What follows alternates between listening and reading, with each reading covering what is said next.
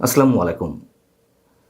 খালেদা জিয়ার মৃত্যুর পরে তার প্রতি শ্রদ্ধা জানিয়ে আমাদের প্রতিবেশী রাষ্ট্রগুলো তো বটেই, পাশাপাশি বিশ্বের বিভিন্ন দেশের সরকার প্রধান এবং রাষ্ট্রপ্রধানদের যে শোক বার্তা, তার মধ্য দিয়ে খালেদা জিয়ার প্রতি তাদের অকৃত্রিম শ্রদ্ধা কিংবা খালেদা জিয়ার প্রতি তাদের যে শোক, তার একটি আবহ আমাদের সামনে স্পষ্ট হয়ে ওঠে। যেমন তেমনি একইভাবে কোনো কোনো রাষ্ট্রপ্রধান বা সরকার প্রধানের বক্তব্য বিবৃতিতে খালেদা জিয়ার মৃত্যুকে কেন্দ্র করে ভূ রাজনীতির একটা চেষ্টাও হয়তো আমাদের সামনে স্পষ্ট হয়ে ওঠে।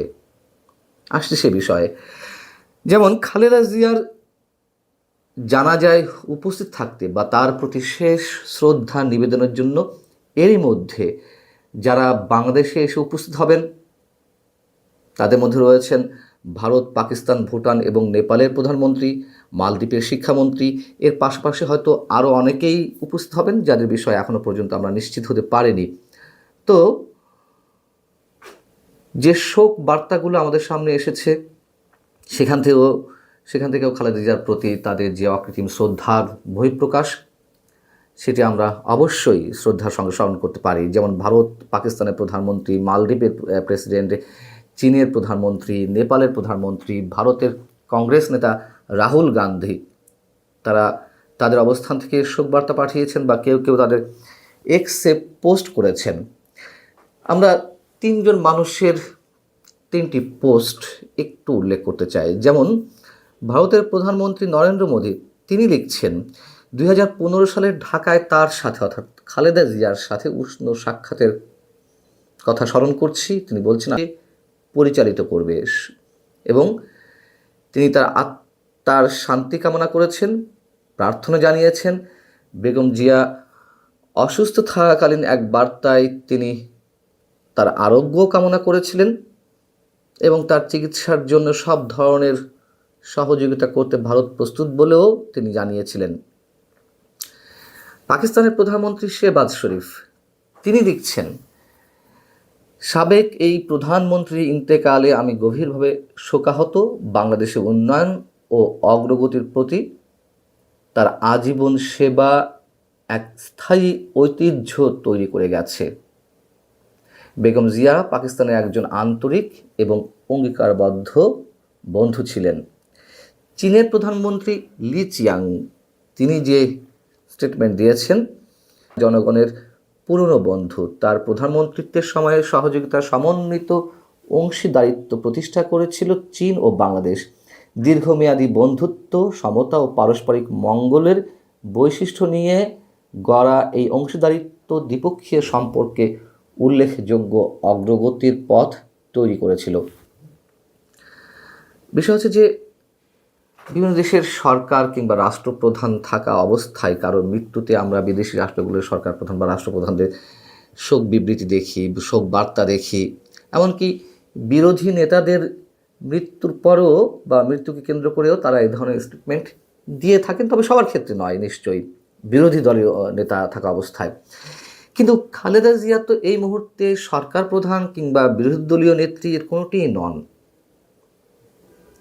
তারপরও আমরা দেখছি যে বিশ্বের বিভিন্ন প্রান্ত থেকে যথেষ্ট গুরুত্বের সঙ্গে তার প্রতি শ্রদ্ধা জানিয়ে যেই বক্তব্যগুলো, সেগুলো একেবারে উড়িয়ে দেওয়ার মতো নয়, যে দেওয়ার জন্য দিলাম তা নয় আসলে। এখন প্রশ্ন হচ্ছে যে তার প্রতি সত্যি সত্যিই শ্রদ্ধা জানিয়ে এই বিবৃতিগুলোকে, এই বক্তব্যগুলোকে আমরা কতখানি গ্রহণ করব, নাকি খালেদা জিয়ার পুত্র তারেক রহমান বাংলাদেশের সম্ভাব্য আগামী প্রধানমন্ত্রী, এ কারণেই তারা এটিকে গুরুত্ব দিচ্ছেন? সেই প্রশ্ন দুটি নিশ্চয়ই তুলনা করার দাবি রাখে। তবে রাষ্ট্রপ্রধান বা সরকার প্রধানদের যে বিবৃতি বা বিভিন্ন রাষ্ট্রের প্রতিনিধি যারা বাংলাদেশে এসে খালেদা জিয়ার প্রতি শেষ শ্রদ্ধা নিবেদন করছেন বা করবেন, সেগুলোকে নিশ্চয়ই আমরা শুধুমাত্র রাজনীতির মধ্যে সীমাবদ্ধ রাখতে পারি না। কারণ আন্তর্জাতিক বিভিন্ন গণমাধ্যমও যে ধরনের রিপোর্ট খালেদা জিয়ার মৃত্যুকে কেন্দ্র করে করেছে, তাতে আমরা নিশ্চয়ই এক অন্য ধরনের শ্রদ্ধাবোধ তার প্রতি আমরা দেখতেই পারি। বিশ্বের বিভিন্ন বিভিন্ন গণমাধ্যম রিপোর্ট করেছে, শুধু দুটি বিষয়ের কথা উল্লেখ করি। একটা হচ্ছে আন্তর্জাতিক বার্তা সংস্থা এপি এবং মার্কিন সংবাদ মাধ্যম সিএনএন। তারা যেই শিরোনাম করেছে কাছাকাছি, মার্কিন বার্তা সংস্থা এপি বলছে শিরোনামে, বাংলাদেশের সাবেক প্রধানমন্ত্রী এবং শেখ হাসিনার প্রধান রাজনৈতিক প্রতিদ্বন্দ্বী খালেদা জিয়া ৮০ বছর বয়সে মারা গেছেন।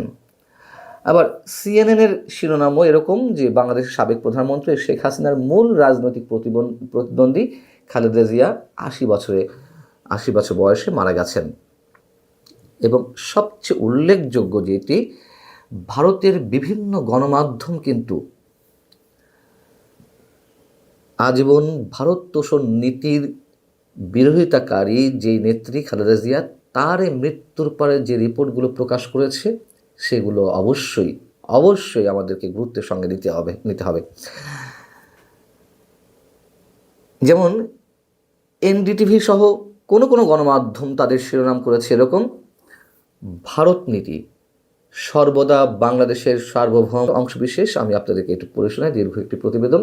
সেখানে বলা হচ্ছে যে ভারত নীতি নিয়ে বাংলাদেশের সাবেক প্রধানমন্ত্রী খালেদা জিয়া এবং শেখ হাসিনার দৃষ্টিভঙ্গি ভিন্ন। হাসিনা ভারতকে বন্ধুসুলভ হিসেবে দেখেন, খালেদা জিয়া তার প্রাথমিক বছরগুলোতে মোটামুটি সতর্ক, কখনো কখনো বিরোধী অবস্থান বজায় রাখেন, সর্বদা বাংলাদেশের সার্বভৌমত্বকে অগ্রাধিকার দিয়েছেন। এর উদাহরণ হিসেবে ধরা যায় ভারতের সঙ্গে স্থলপথ সংযোগ ও পরিবহন ব্যবস্থার প্রতি তার বিরোধিতা। প্রধানমন্ত্রী হিসেবে খালেদা জিয়া ভারতের জন্য উত্তর পূর্ব ভারতের রাজ্যগুলোতে বাংলাদেশি ভূখণ্ড ব্যবহার করার অনুমতি দিতে অস্বীকার করেন। তিনি দাবি করেন এটি দেশের নিরাপত্তা ও সার্বভৌমত্বের লক্ষণ। তিনি ভারতের ট্রাকগুলোর বাংলাদেশের সড়ক ব্যবহারকে দাসত্বের সমতুল্য বলে উল্লেখ করেন। তবে খালেদার লক্ষ্য কেবল সংযোগের অধিকার প্রত্যাখ্যান করা ছিল না, বরং তার দেশের জন্য বাস্তব লাভ নিশ্চিত করা ছিল। 2014 সালে ঢাকার একটি পত্রিকা তাকে উদ্ধৃত করে বলেছে যে সংযোগ অনুমতি অবশ্যই তিস্তার জলচুক্তির সঙ্গে সামঞ্জস্যপূর্ণ হতে হবে। এনডিটিভি বলছে যে তিনি 1972 সালের ভারত বাংলাদেশের বন্ধুত্ব চুক্তির নবায়নের বিরোধিতা করেন। অনেকেই এই চুক্তিকে সামরিকভাবে গুরুত্বপূর্ণ মনে করতেন, তবে খালেদা জিয়া বলেছেন তার দেশকে এই চুক্তি করতে বাধ্য করা হয়েছে। এনডিটিভি লিখছে, বিএনপিকে বাংলাদেশের স্বার্থের রক্ষক হিসেবে প্রতিষ্ঠার মাধ্যমে খালেদা তার নীতিগুলোকে ভারতের আধিপত্যবাদের বিরুদ্ধে প্রতিরক্ষা হিসেবে সাজিয়েছিলেন।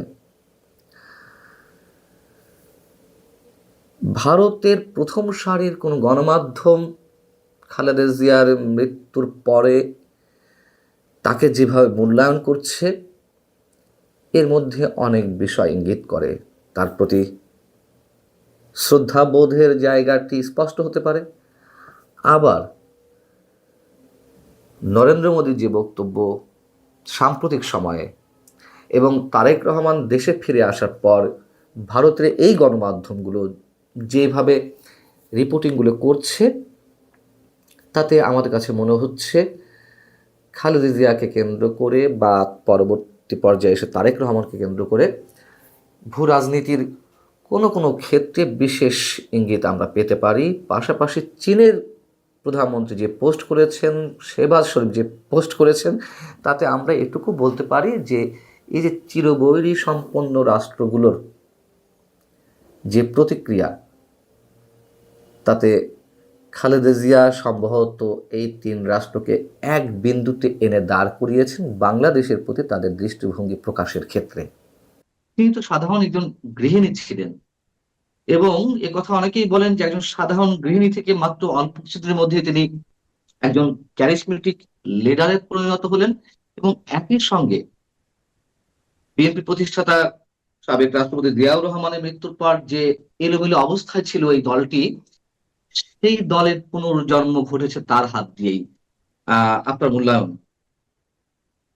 বান্না ভাই, আমি যেমনটি আপনি বলছিলেন যে আমি প্রথমেই এই মহান রাজনৈতিক নেত্রীর প্রতি সম্মান জানাচ্ছি, তার রুহের মাগফিরাত কামনা করছি, এবং একই সাথে যেন আল্লাহ তাকে বেহেশত নসিব করেন সেটিও প্রার্থনা করছি, এবং তার পরিবার, বিশেষ করে তার ছেলে, যিনি এখন আমরা সম্ভাব্য দেশ পরিচালনার দায়িত্বে আসবেন বলে আশা করছি, আল্লাহ যেন তাকে এই শোককে শক্তিতে পরিণত করে বাংলাদেশকে সামনের দিকে এগিয়ে যাওয়ার তৌফিক দান করেন। যেমনটি আপনি বলছিলেন, ঠিকই বলছিলেন যে একজন গৃহবধূ যিনি কখনোই রাজনীতির মার কাছে যুক্ত হতে চাননি, কোনো রাজনৈতিক প্ল্যাটফর্মে বক্তব্য দেননি, কোনো কিছুই করেননি, কিন্তু তাকেই জাতীয়তাবাদী দলের মতো একটি দল, উদার বাংলাদেশপন্থী বা জাতীয়তাবাদী ডিফাইন করেছেন জিয়া প্রথম, তারপরে কর্মসূচি দিয়েছেন। দলটিকে উনি ভালোভাবে সামনের দিকে এগিয়ে নিয়ে যাচ্ছিলেন, যেমনটি উনি করছিলেন দেশের ক্ষেত্রে। এবং হঠাৎ করে কিন্তু বিপর্যয়টা ঘটে যে 81 সালের মে মাসে। তারপরে আমরা জানি যে তখনও কিন্তু খালেদা জিয়া দায়িত্বটা নিতে চাননি। এর পিছনে বলা হয় 3টি কারণ। একটি হচ্ছে যে উনি হতবিহ্বল হয়ে গিয়েছিলেন এবং অনিচ্ছা তৈরি হয়েছিল, অনাগ্রহ, যে রাজনীতির বোধহয় এরকমই, কারণ তার আগে শেখ মুজিবুর রহমান হত্যাকাণ্ডের পরে জিয়াউর রহমানের এই ঘটনাটি।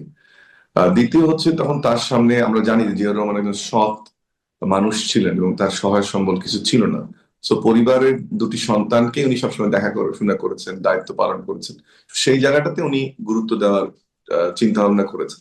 আর তৃতীয়টি আরেকটি বলা হয় যে ওনার রাজনৈতিক অভিজ্ঞতা না থাকার কারণে ওনার মধ্যে একটা দ্বিধাদ্বন্দ্ব কাজ করছিল যে এরকম একটা দলকে উনি নেতৃত্ব দিতে পারবেন কিনা। এবং আপনি জানেন যে পরে 1982 সালে 2রা জানুয়ারি উনি প্রথম সদস্য পদ নেন। এবং তারও একটি ঘটনা আসলে বলতে হয় যে বিএনপির, আমরা এটা যেমন মহিউদ্দিন সাহেবের বই এসছে, এটা মৌদামের বই এসছে, আবার সাংবাদিক মাহফুজুল্লাহর বইও এসছে যে ওনাকে কয়েকজন নেতা আসলে ইনসিস্ট করছিলেন দলের দায়িত্ব নেওয়ার জন্য। এবং এটার আরেকটা প্রেক্ষাপট ছিল যে তখন সাত্তার সাহেবের যে স্বাস্থ্যগত অবস্থা এবং দলে অবস্থান এবং বিভক্তি জায়গাটা আরো স্পষ্ট হচ্ছিল এই স্বল্প সময়ের মধ্যে, যে কারণে আসলে কোনো গত্যন্তর ছিল না ওনাকে দায়িত্ব না নেওয়ার ক্ষেত্রে। এবং দেখেন উনি দায়িত্ব নিলেন, সদস্য হলেন 2রা জানুয়ারি, এবং 28 জানুয়ারি আপনি জানেন ওই বছরই সংশোধনের উদ্বোধন হয়, এবং তখনই প্রথম কিন্তু ওনার আবির্ভাব হলো, প্রথম কোন অনুষ্ঠানে ফর্মালি উনি গেলেন এবং যথাযথ সম্মান উনি পেয়েছিলেন। এবং উনি কিন্তু চাইলে তখনই দলের যে অংশটি চাচ্ছিল যে উনি ক্ষমতায় আসুক বা ক্ষমতা নিক, দলের দায়িত্ব নিক, দলের ক্ষমতায় নিক, উনি কিন্তু তাড়াহুড়া কোনো করেননি, উনি কিন্তু সময় দিয়েছেন। এবং যখন প্রেসিডেন্ট ইলেকশন এসছে আপনি জানেন যে সেটা উনি ছাড় দিয়েছেন। দলে যখন কাউন্সিল হওয়ার কথা এসছে তখন উনি সাত্তার সাহেবকে ছাড় দিয়েছেন, ভাইস প্রেসিডেন্ট হয়েছেন। এটার কারণ আমি যেটা মনে করি, যতটুকু পড়ে বুঝি, যে উনি একটু থিতু হওয়ার চেষ্টা করেছেন এবং ধৈর্যের সাথে এগিয়েছেন, এবং তার যে বিকল্প নেই এটা দলে যেন স্পষ্ট হয়, সেটাও একটা স্ট্র্যাটেজি সম্ভবত তার মধ্যে ছিল। এবং যে কারণে কিন্তু দেখেন খালেদা জিয়ার নেতৃত্বে আসা এবং দলের দায়িত্ব গ্রহণ, উনি যখন চেয়ারম্যান হয়ে গেলেন 84 সালে, তখন কিন্তু এটা নিয়ে আর কোনো ডিবেট ছিল না বান্ধবে। সো এমন একজন মানুষ হিসেবে আবির্ভূত হলেন দলে যে ওনার তখন আর কোনো ডিবেট নেই। একটা কথা বললে না বললেই না, উনি কিন্তু ভাইস প্রেসিডেন্ট হিসেবে যে আন্দোলনটা শুরু করলেন 8 বা 9 বছরের মাথায় এসে কিন্তু দলকে রাষ্ট্র ক্ষমতা এনেছে। এবং সেই ইলেকশনে আমরা প্রত্যেকেই জানি যে আওয়ামী লীগ সম্ভাব্য একটি দল মনে করা হতো এবং তারা ক্ষমতায় বলে ভেবেছিলেন, কিন্তু খালেদা জিয়ার ক্যারিসমাই কিন্তু গোটা নির্বাচনের হাওয়া পাল্টে দিয়েছিল। এবং আপনি একটা জিনিস উল্লেখ না করলেন না, এরশাদের সঙ্গে যখন সিএসি ইলেকশনটা হলো, এই জায়গাটিতে আমার প্রশ্ন ছিল, তার আগেই আপনি আনসারটা দিয়ে দিয়েছেন, তারপরে আমি প্রশ্নটা করি যাতে উত্তরটা ভালোভাবে পাই। এখন 91 নির্বাচনে তো আওয়ামী লীগ বিএনপি সমান সমান ছিল না, বরং আপনি যেটা বলছিলেন যে আওয়ামী লীগ এগিয়ে ছিল সব জরিপে। হ্যাঁ, সমগ্র গণমাধ্যম বা বিভিন্ন পর্যায়ে জরিপে এবং সাধারণ মানুষের মধ্যেও মানুষ কনফার্ম ছিল যে 21 বছর পর আওয়ামী লীগ ক্ষমতা আসছে। কিন্তু সবার হিসেব নিকেশ, সবার কল্পনা, সবার যে নানান ধরনের ফোরকাস্টিং, সেগুলো সবকিছু ব্যর্থ করে দিয়ে নিরঙ্কুশ সংখ্যাগরিষ্ঠতা নিয়ে এলো বিএনপি। এর পিছনে কারণটি কি শুধুমাত্র আহ বা অধিকাংশই খালেদা জিয়ার ক্যারিসমেটিক যেই অবস্থান সেটি?